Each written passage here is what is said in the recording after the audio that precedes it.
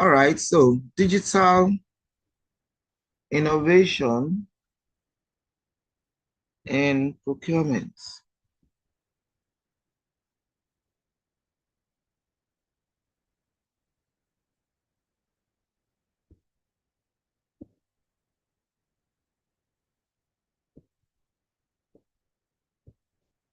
Please confirm to me whenever you see my screen.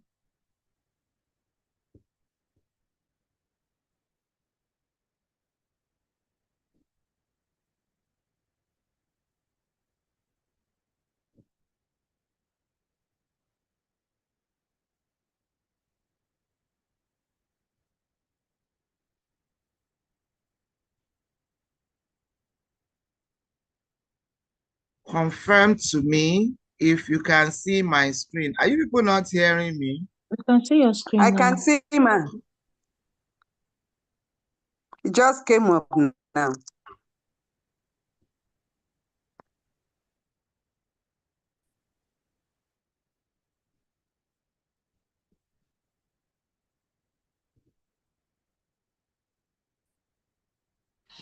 All right, so here we go. This is a very, very important topic in procurement. I'm sure you will have been taught in class, but were you taught in class though? No, I didn't hear this one. I don't know whether Ruth heard it. I didn't hear this one. No. Digital innovation, they didn't teach you e-procurement. No. E-procurement, anyway. No, I don't think so. All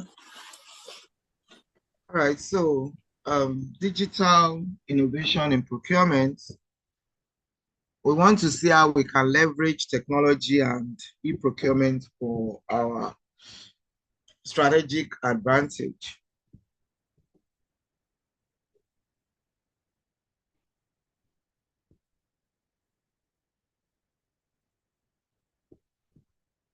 Now, we have a whole 10 agenda. I pray that we'll be able to finish on time because I really need to sleep. So the first thing we need to look at is introduction to digital procurement. That is what digital procurement is all about. What are the drivers? What do we use to get this done? Then the key technologies involved in the transformation. Then e-procurement overview. Those things I sent to you are e-procurement and they are from e-portals. So that's just what we mean by e-procurement. So we look at the overview, we look at the benefits of digital procurement, that is e-procurement. Then we look at the implementation strategies,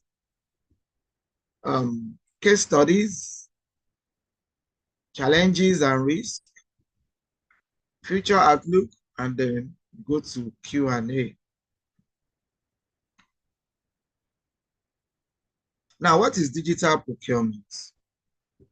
When we integrate digital technologies into procurement processes, that's just what it means. And we all know what digital means. When we say something is digital, I believe we all know that. Something online. Yes, ma'am, we do. So what is digital? When you say something is digital, like if I tell you that something is digital currency, what does that mean? Online currency. Electronic currency. That is e-currency. It can be electronic or you can call it. What does that mean? You are giving it names, but what does it mean? If I say something is a digital currency, for instance, crypto is a digital currency. What does that mean? Sorry? It's automated. No. Naira 2 can be automated. Okay, what that means is that something you can use, but you can't really see. You can't feel it. That's digital. When you say something has gone digital, you can feel the usages, you can see, you can make use of them. For instance, like the crypto, you can spend a crypto, but you are not holding it in your hand to spend, just as you will do with your paper currency. You are not holding it in your hand, just as you would do with your plastic money, that is your ATM.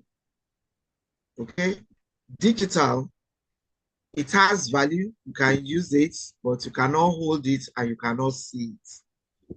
So it's the same thing with your digital procurement. You are integrating technology into your procurement processes. So that means that you are shifting your focus from manual transactions that will have to carry files from one office to the other, from one table to the other, and then somebody can say your file is lost, or somebody can remove a sheet from whatever you have in the file, you know? So you are shifting from manual to automated, strategic, cover sourcing, supplier management, purchasing, analytics, and compliance. Everything, you are shifting focus from manual. You are going digital. Okay? So why digital innovation? Why are we even trying to go there at all? Like I just said now, I said we are shifting our gaze from the manual, where you can have your file and then they will say file has gotten lost, or a sheet or two are missing. If anybody wants to do you in, has anybody experienced that, especially with government offices, that you will submit something and then they will say that somebody put it in the drawer and they can't find it? Have you heard of that? It happens a lot. It happens a lot. A lot, either intentionally or otherwise. I've experienced it many times. If somebody wants to do you in, all the person has to do is to keep your file or to throw your file away. And sometimes, even if it's not throwing out of files or whatever, God forbid, there could be fire, disaster, or whatever in offices, you know. I hope as we are saying it, you are preparing your mind to now see advantages in going digital, you know. So whatever it is that you have submitted, no matter how for how long, if it's has been digitally submitted, you can still search for it. You can still look for it and get it out. So there is cost efficiency. There's even efficiency in operations. I've got to put that there.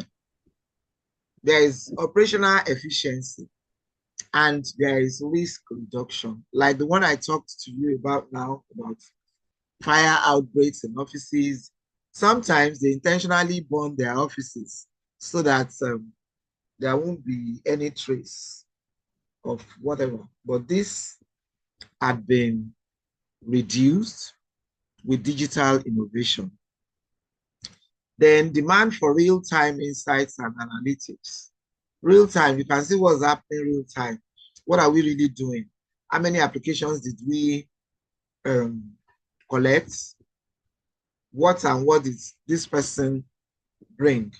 Because they have been digitally selected and sent in.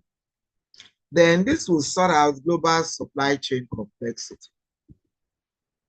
Because I can stay here in my house and send a lot of things globally. Regulatory compliance pressures are reduced, and ESG and sustainability expectations are met. Does anybody know what ESG means? Because sometimes I will just knowingly put some things there so that we can look at how we learn.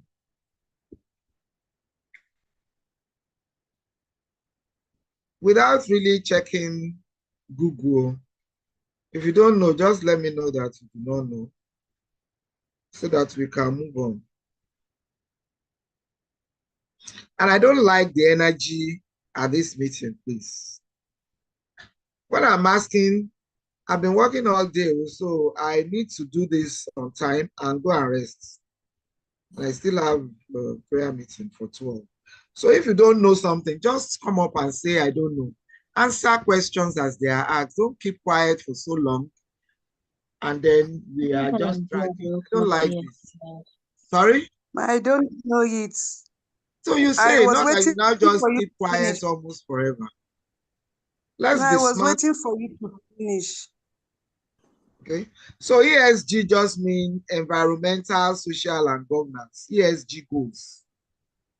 You know, when you are looking at procurement and you are doing it digitally, it will align us with ESG goals. Okay. You know, that's just what it means. The environmental, social, and governance. You know, that's what that means. Okay. Now, we want to also look at the technologies, the key technologies we use in procurement. If turning off your mic will make you to not able to answer questions on time, you can just leave your mic on in as much as there's no noise in your background. So that immediately questions are asked, you are able to give the answers. Now, these are the key technologies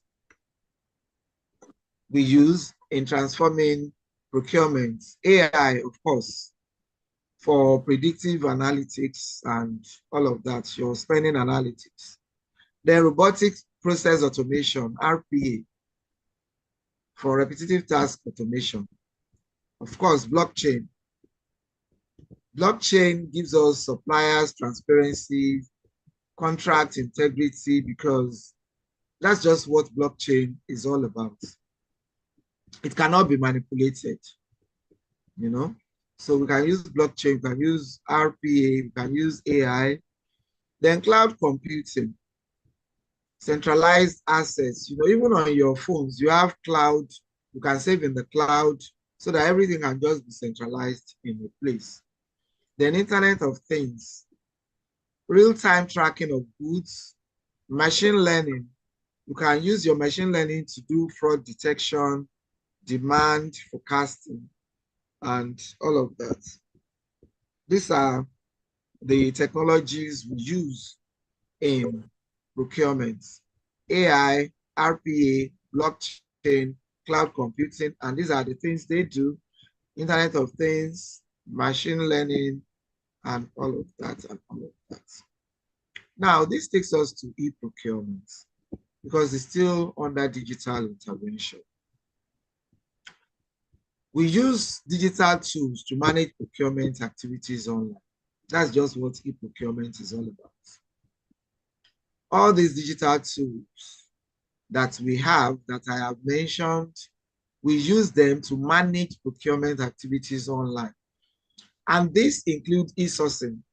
You know, if I want to source for a product for my company, I don't really need to now put it down, write it, maybe put it in a newspaper that is not even online, then we start sharing. No, you can now source digitally. You advertise online, that's e-sourcing. Then e-tendering, the people will also tender. And then you can do e-invoicing. I'm sure you've been doing all of this without knowing that you are doing you are taking part in e-procurement, because a number of entrepreneurs these days just give invoice digitally. Catalogs. Yes. And then your e-catalogs and the suppliers portals. I hope you have been doing e-invoicing and you have your e-catalogs, and don't wait until you want to bid for something and then they are saying, give us e-catalogs, and then you are looking for, nobody takes hard copied catalogs anymore that you now have to maybe send the whole bulky thing, to people. Even from here, globally, I can send my e-catalogs. If you do not have your e-catalogs, make sure you develop one like immediately. It's very, very important. And you also need to learn how to do e-invoicing because everything has actually gone up, online. When you want to do e-procurement, you have the workflow like this. The people that want the supply would request. We've already talked about all of this. Your RFQ, your RFP, and all of that. So requisition and the approval, suppliers selection, the RFP, RFQ, purchase order creation. They also will give you PO, purchase order, and then goods receipts, invoice management, payment processing. This is how the workflow looks like. This is how it starts and that's how it ends. Requisition, approval, put down your questions if you have any questions as we move on. Now, we have benefits and we've been talking about these benefits of digital procurement in passing. It is very efficient because there will be faster processing. You can imagine if I have to carry my my catalog sent to Abuja for a bidding I need to do in Abuja and I'm in Lagos. Then I will have to get somebody to go and collect and then take to that office. Then the office will flip through my catalogs to pick whatever. But if it's e-catalog, I can actually direct them straight to the page that they need to look at what they want, because it may not be all the things in my catalog that they really need. So it's faster, it's very efficient, it will reduce a whole lot of manual errors.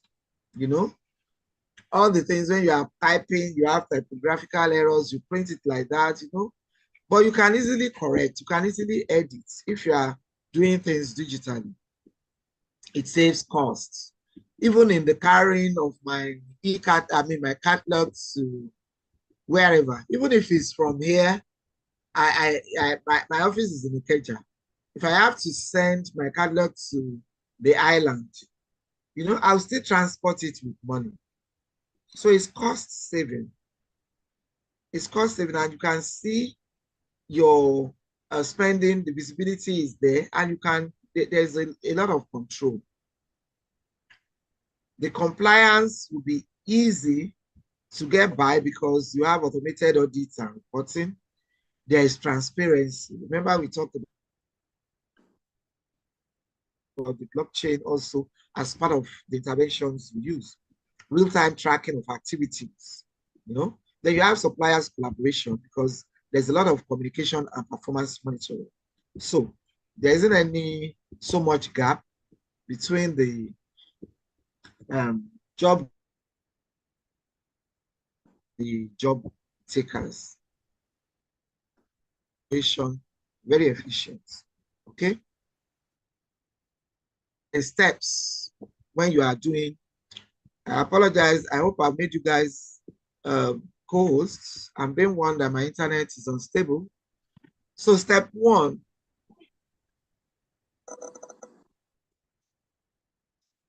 is current maturity and readiness.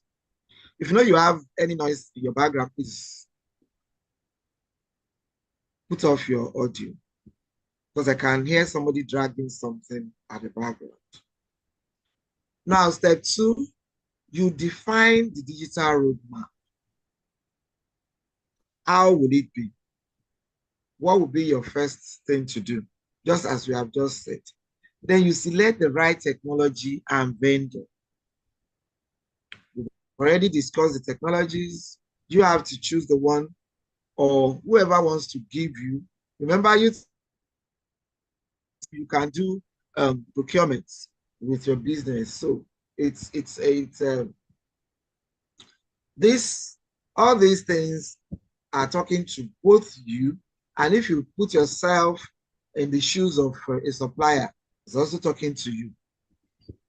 You know, you define the digital roadmap and then you select the right, you know, then you train your management and you monitor for improvements. This is how you can strategically implement. So those who are giving you jobs, this is what they do. This is what they do. This is the strategy. This is the implementation strategy. They will have to look out for, if the management they have cannot take what they want to do, they will need to retrain or change their management, and then they monitor for improvements. Now, typically, when you use digital procurement, from many studies across board, it is normally found out that you have reduction, at least 20% reduction in procurement cycle time. So all those we want to check, we want to look, we want to do this is reduced because efficiency is increased, excuse me. So you reduce time. And like I said earlier, there is an enhanced supplier collaboration. You're able to discuss better. You're able to communicate better. You're able to tell them to give them what they need faster. And there's real-time spend visibility. You can see it. You can measure your performance.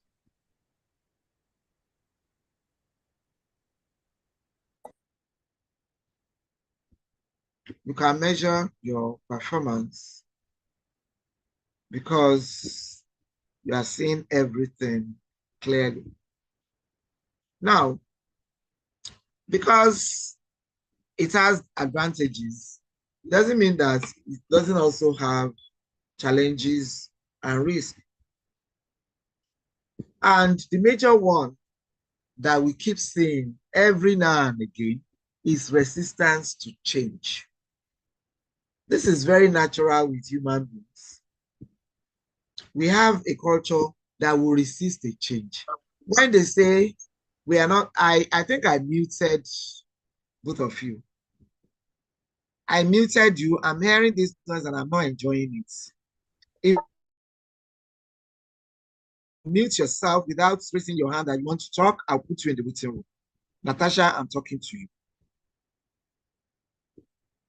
Because I muted both of you and you have unmuted yourself.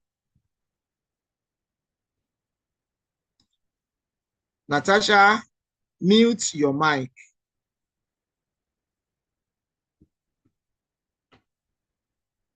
Network.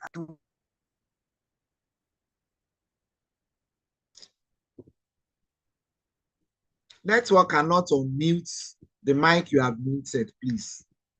Let's know the kind of lies we'll be telling. Network cannot unmute your mic. You unmuted it by yourself. I know that there's noise in your background. So resistance to change, that's the same thing we are talking about now here in Nigeria. Resistance, you know, when they say, oh, we're not going to spend cash, let's go cashless. Many people, they resisted it. So it's the same thing in digital procurement. The people that are supposed to be doing it, supposed to be using this to their advantages, they also resisted. And they are still resisting. So right now, most of the time what you have is like an hybrid. You have manual mixed with digital. So they may tell you to do your registration digitally or halfway through, and then you bring certain things. That's still not digital. If it's digital, you should be able to submit everything digitally. You know, Sometimes they will say if you have issues, then they will give you a number to call. That's still manually doing things.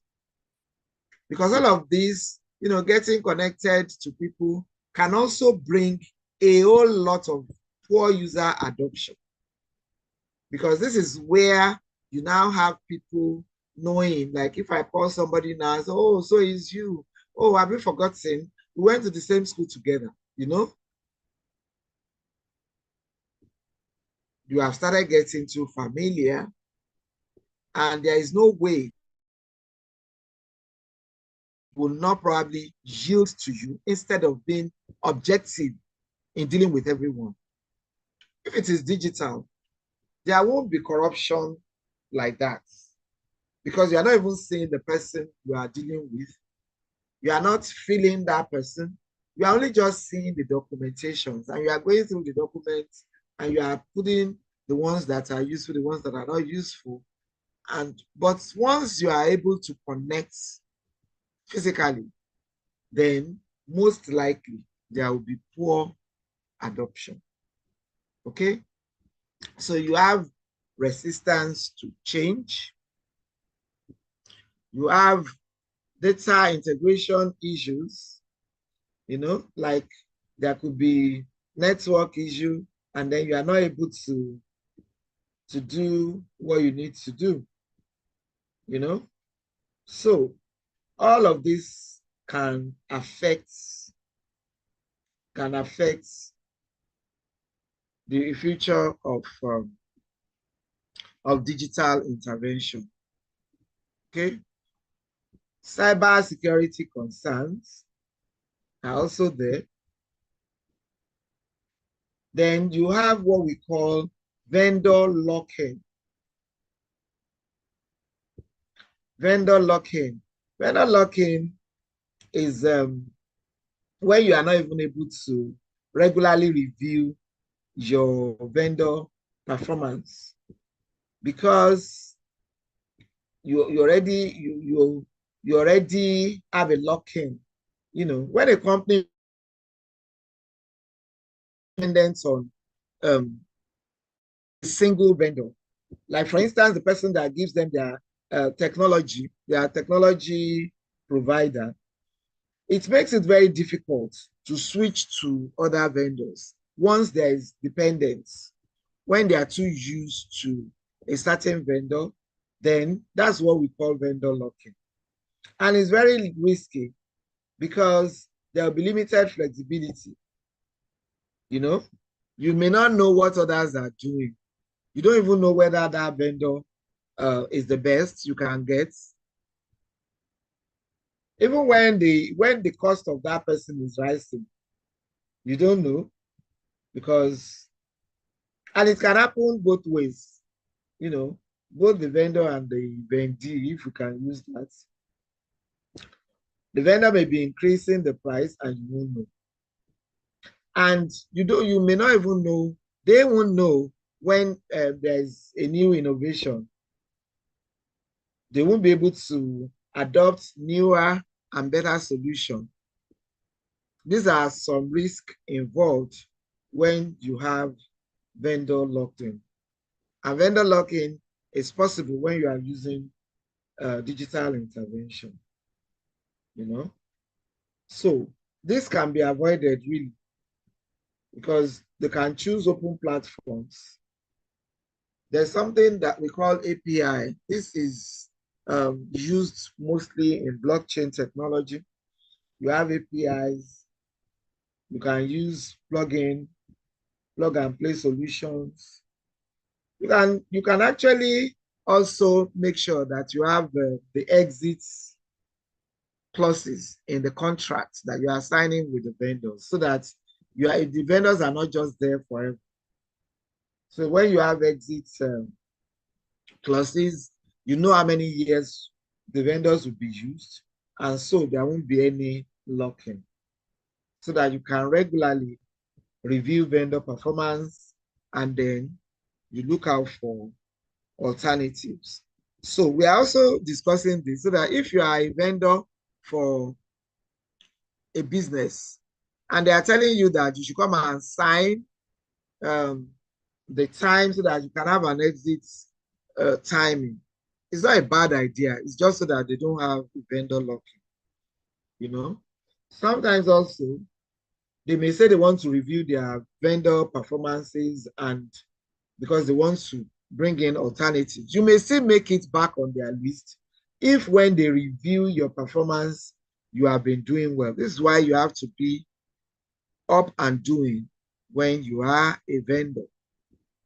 Now, for the future of procurement, for me as a person, I can see a very bright future. It's just that this very bright future can really disenfranchise a lot of human beings. Because what human beings are doing now will probably go to AI, artificial intelligence. So in the future of procurement, we are going to have autonomous procurement using AI. Okay? You know, when we are looking at autonomous procurement, what this means is that the processes of procurement are run, you know, with minimal or no human intervention. So you only use AI as automation. You know, this will cost a whole lot of people their jobs, you know. When you automatically do something with AI, then human intervention is either reduced or totally removed. Now, hyper automation, when you combine multiple technologies, for instance, you can combine your AI with RPA, with analytics, you know, machine learning. So this can easily automate complex workflows end to end. That is also envisaged in the future. And there is likely to be a whole lot of emphasis on ESG compliance. That is, procurement would, there will be an increase in alignment with environmental, social, and governance. You know, the ESG goals, as I explained earlier. This, because we have even started saying it, all the compliances you have to go through before you can be accepted as a vendor in a procurement system. You can see that at least governance is already there, environmental, social, and all of that. They are very futuristic because we are now starting to look at carbon emission, ethical, you know, diversity and inclusion. That's what has brought the procurements that the UN women are now doing. Is also the diversity for inclusion. They are trying to bring women into affirmative. That's why we have affirmative procurement, so that women will not be excluded. So this would also be emphasized more because even the banks are looking at how they can help women to do better, because they know that women will always pay their loans better. They've done the research. It's not that we are just saying it because we are women. A lot of compliance are gotten, better compliance rather, are gotten from women than men. So integration with global trade ecosystems will also be enhanced in future, because a whole lot of procurement platforms will integrate with many other networks. We have already started seeing it. A lot of procurement platforms are integrating with logistics, fintech, you know, so that you can have real-time compliance checks. You can verify easily the supplier's credentials, whether you are compliant or not. So this will really streamline global transactions. And it's a good thing anyway, so that if somebody is not compliant, if somebody is not, if you know that the person doesn't even have the credentials that he or she should have, there's no point wasting your own time and the person's time, you know? So real-time predictive procurement analytics dashboards too would start showing in future more than they are now. Because procurement dashboards will not only show the current KPIs, it will also predict for us future trends, like what the prices will be, what can be the disruptions, and then the reliability and the compliance of the suppliers. This is why we have the AI-driven compliance, I mean, forecasting, AI, they are out there, a whole lot, a whole lot, a whole lot, you know. So for this, I believe our key takeaways are the fact that digital transformation is not optional. It's very strategic and is what we are all following. Everything is even going digital anyway. Right now, even if you want to buy tomatoes or you want to sell tomatoes, plantain, everything is online. Everything has gone digital. So how much less procurement? So the digital transformation in procurement is not optional at all. It's a very strategic move. And it's us that we want to be involved in the value chain that we need to make sure that we understand this transformation, we keep improving. And e-procurement is actually the foundation for scalable innovation. Okay? When you are doing this, if you are the one giving out these jobs and whatever, you would have to choose the technologies that align with long-term procurement goals. Your own long-term procurement, what exactly do you want to achieve? And you need to invest in people, not just in the tools. You can invest in tools, but you have to invest also in the people that will use these tools. They have to learn, they have to relearn. Now we are in questions and discussions. And I really want to know, I'm very interested, what are your biggest procurement challenges? At least this time that we have started, even if you have not done procurement, I'm just trying to put whatever answer you will give me. Because even if you have not done procurement before, during this time that we have started, you ought to have gone online. And I sent some to you. One of you private chatted me and was telling me that she's not a member or something. And I just look at it that, okay, so what do you want me to do? To go and make you a member? When you are not a member, you are supposed to go and look for how to be a member of that. We have already talked about that in training. You need to register.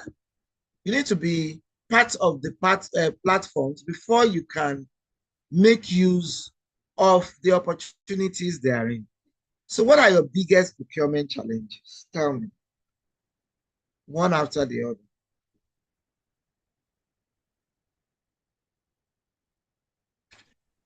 For me, I would say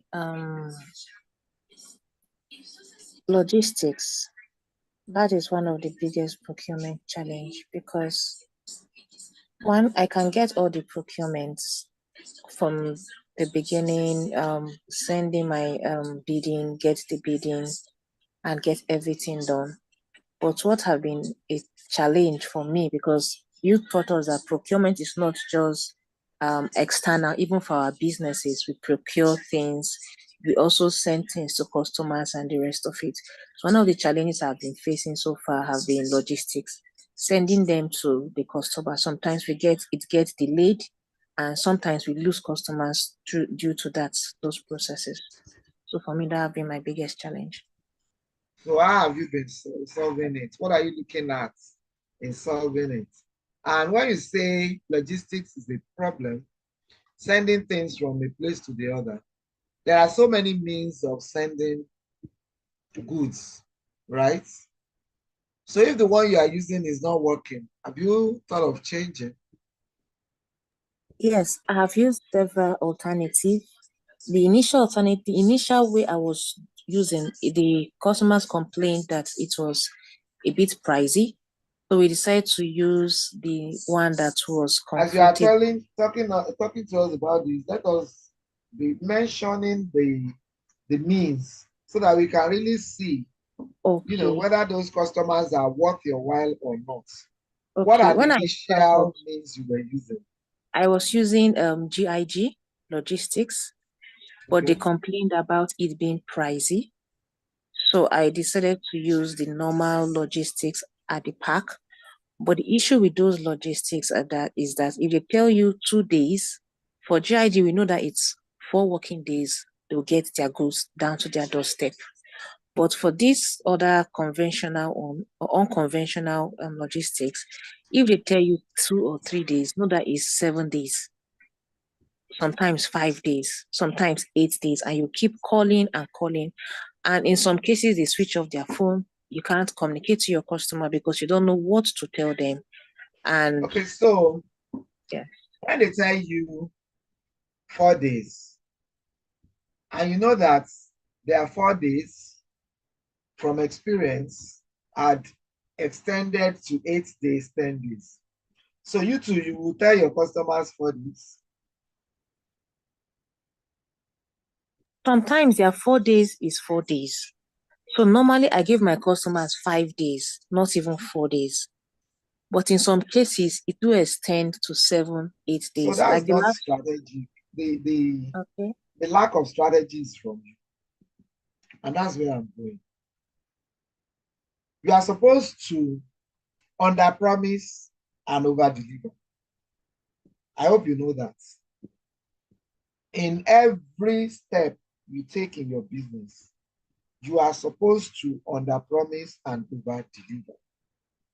So this unconventional logistics system, as you have called them, they have done it for you before, that they said 2 days and it extended to 8 days. So these customers that GIG seems to be too expensive for must also know that whatever is going to be a better option must be expensive. They don't want to pay for that service, then they have to pay with their time. Okay? So if the non-conventional one says 4 days, you are supposed to add the number of days plus more, because you already know that these people, you can't even trust them. They are not the ones in their shoes. They are the ones, wearing their shoes. That's one way of doing it. So if they say 4 days, I know that once upon a time, they've extended this thing to 8 days. You should give your customers 12 days. And customers are saying, oh, this is getting too late. You let them know that it's because they cannot pay for the premium delivery, which is GIG. So we can sort it out together by you ordering your products a whole number of weeks before they are needed. Do you understand now? So you factor the irresponsibility of these unconventional delivery people into everything.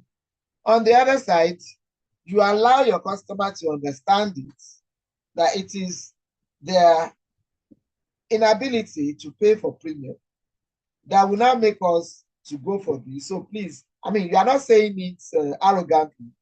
You are saying it in a very, very nice way to them. You are discussing actually as business partners. And they too understand. If you cannot pay for premium, then you have to take whatever comes your way. But you are not going to push it to them like that. You are going to make them feel very good in accepting either of the two. You will see that more often than not, they will say, okay, let's do GIG. Let's do GIG. If they are going to sell, they will factor the cost of delivery into whatever they want to sell. More often than not, that's what will happen. Okay? And another thing you can do with the unconventional delivery agencies is to give them premium. For instance, if normally the delivery charges is going to be 2,000 naira, maybe from Abuja to Lokoja, if it's 2,000 naira, for them to give you premium service, they have called it 2,000 for you. You can let them know that, please, I need this thing to get there latest 3 days. Meanwhile, you've already told your customer 6 days. So you are telling these ones latest 3 days. So instead of this 2,000, I'll give you 3,000. How about that? Eagerly, they will be looking forward to you giving them jobs. And they will do it. So instead of the 6 days you've given your customers, most likely they will receive these things in 3 or 4 days. So these are the ways you can strategically position yourself to win bigger and kind of crush your challenges. Okay? I hope that makes little sense. Yes, my did. Thank you. Welcome. Natasha, do you have any procurement challenges? My procurement challenge, I would say, is finance.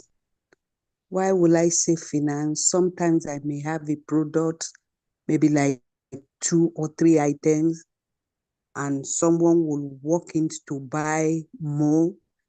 This need of urgency, the person need maybe like 5, like 6, while I'm having just 2 or 3. So I will not be able to meet up. So a lot of times I miss That's your orders like product, this. that's your business challenges. That's not procurement. Okay. Procurement will have to do with how you procure for your business or how you deliver value to those who have chosen you as their suppliers. So if you have more money, what you are saying now is that you will be able to buy more products. And when people want to buy, they can get what they want to buy. Is that what you're saying? Yes, ma'am. When we are talking procurement, I'm talking about you now being chosen. You've gone through the RFQ, you've gone through the. I was even expecting you guys to talk about compliance certification. So you have all the compliance papers, both of you. Is that what you are saying? I don't have any. Because these are the challenges I would have expected to hear. Ruth, you have all the compliance paper. All the compliance No, papers we have been talking about since the beginning no, of man, I don't have all of them. and you don't see those ones as your challenges. No, they are my challenge, but you asked us what we are currently facing. So that was why I brought out that as a I challenge. did not say there's no, you like to put a whole lot of things together by yourself. I don't know whether you don't stay in this meeting, you are in another meeting by yourself.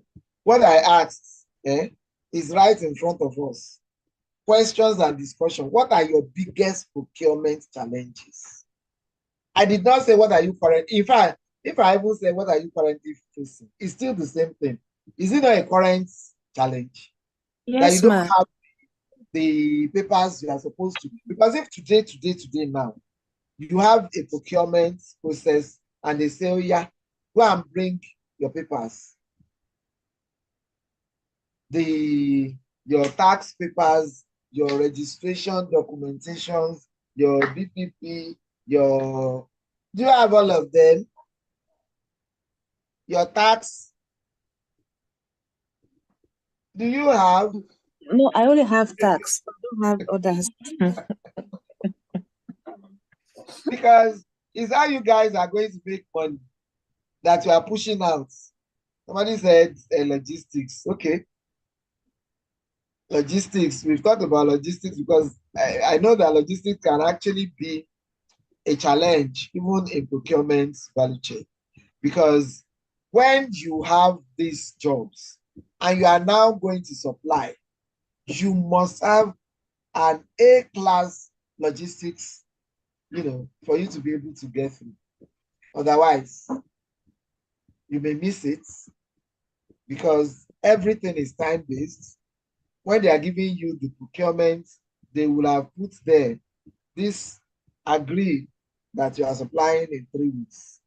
So if everything is done, job has been finished, and it's not to get these things out to them that is a problem, then that's a big problem. That's why I took my time to attend to that. But somebody telling me that I want to sell 20 branded shirts, and I have money to buy only 2.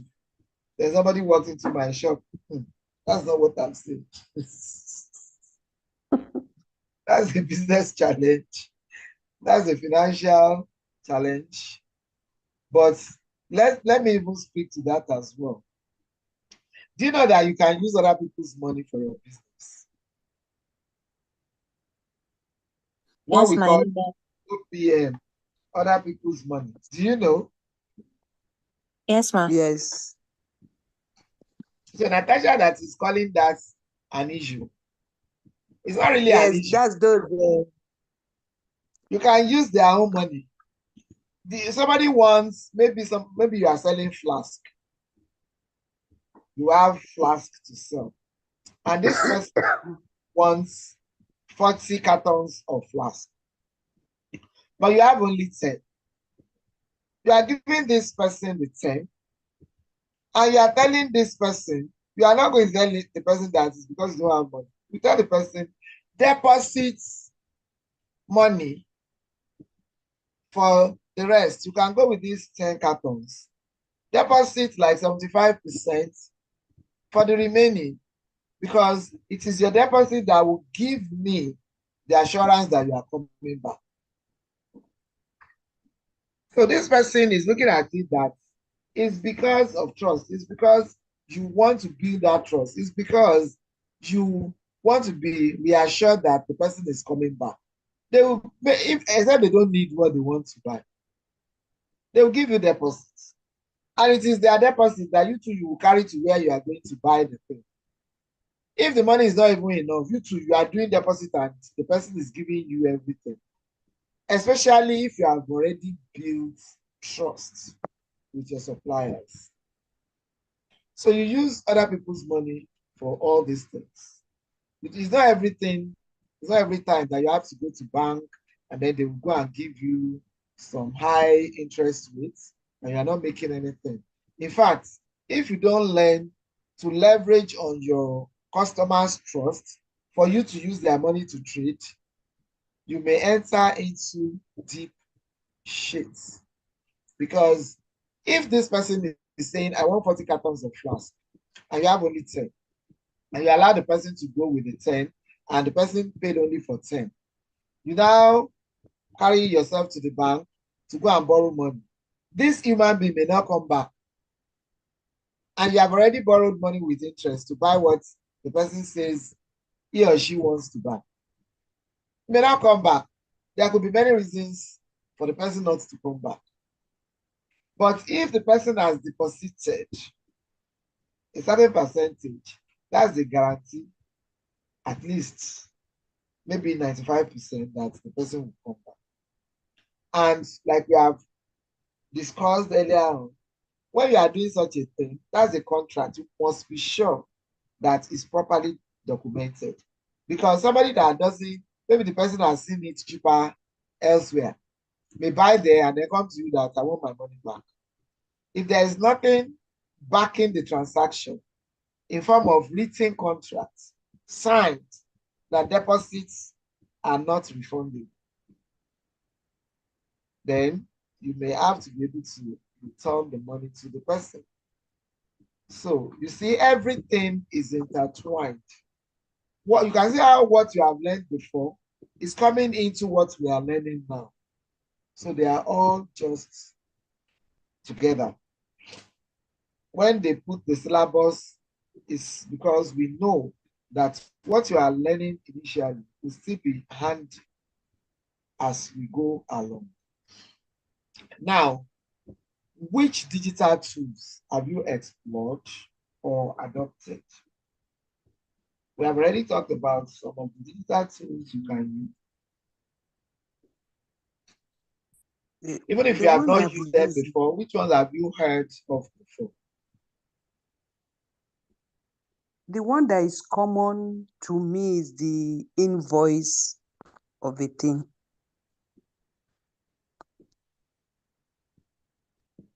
Okay, digital invoice. Okay, how about your catalog? You don't have an e-catalog? No, the e-catalog, I was just learning it with someone. I've not really done it. Someone was just teaching me in the office some days back. I don't understand. What's the person teaching you? How to create the e-catalog. What is an e-catalog? You have a catalog in your WhatsApp now. No, What's the catalog? What's an e-catalog? Your product, what you have, that you bring it into like a booklet form, but it's not physical. You just be adding products to it. So how do you? I don't know whether that's catalog. How do you get your catalog? Because how do you then get your catalog? How do you think a catalog is created? The pictures that we have, we're trying to bring it together. Picture 1, picture 2, picture 3. That was what we're arranging. So I don't know whether that's,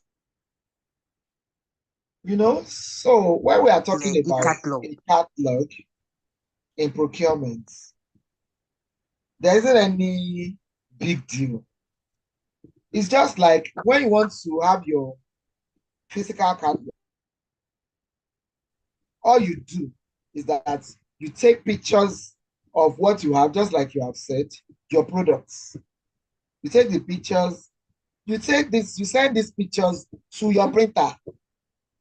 Printers will put them together, make them into a booklet, and hand these booklets to you, sometimes in duplicate. And then you now start carrying the booklets around to offices. See my catalog, see my catalog. So digitally, in procurement, a catalog is just when you have a structured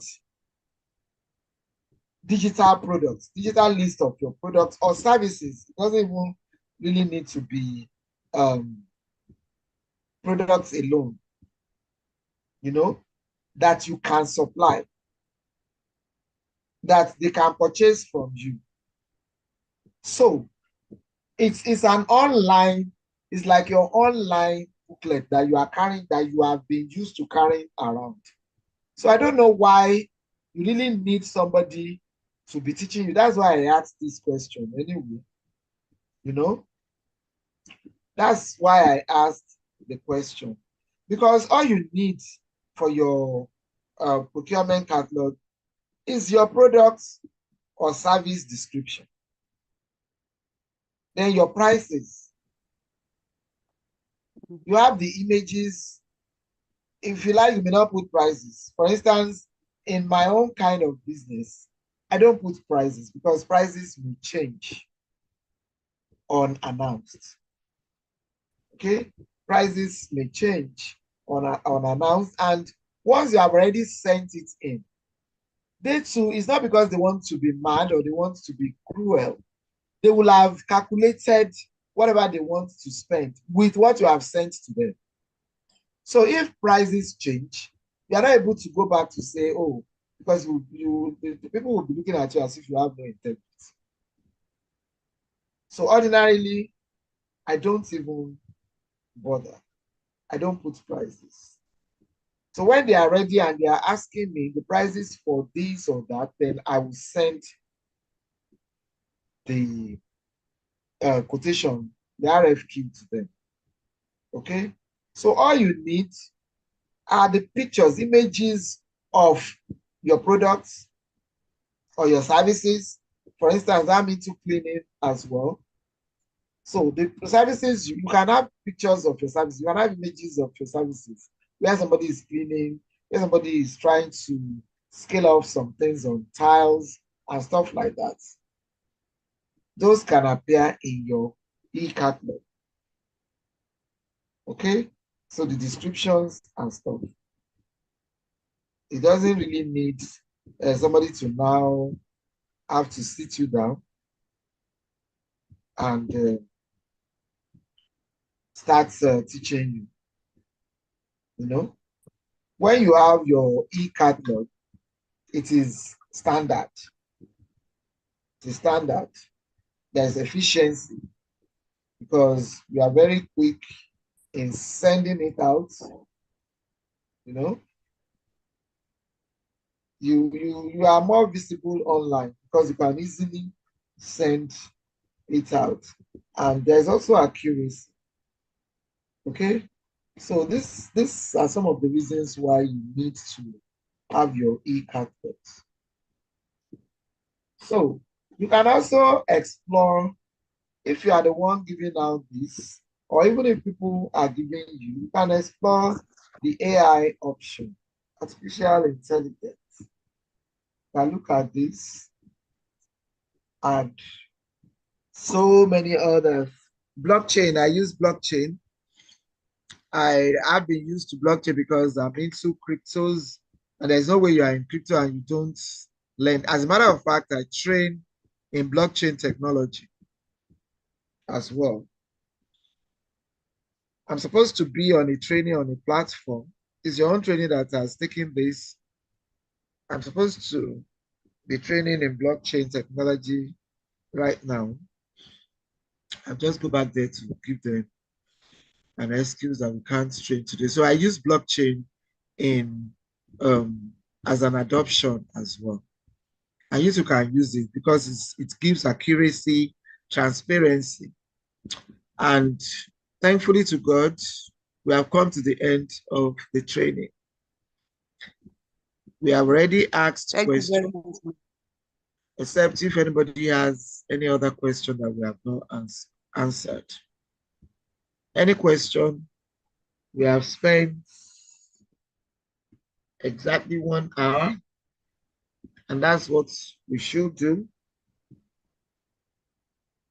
Any question? So that I can jump in. I don't have questions on my end. No question. Pardon?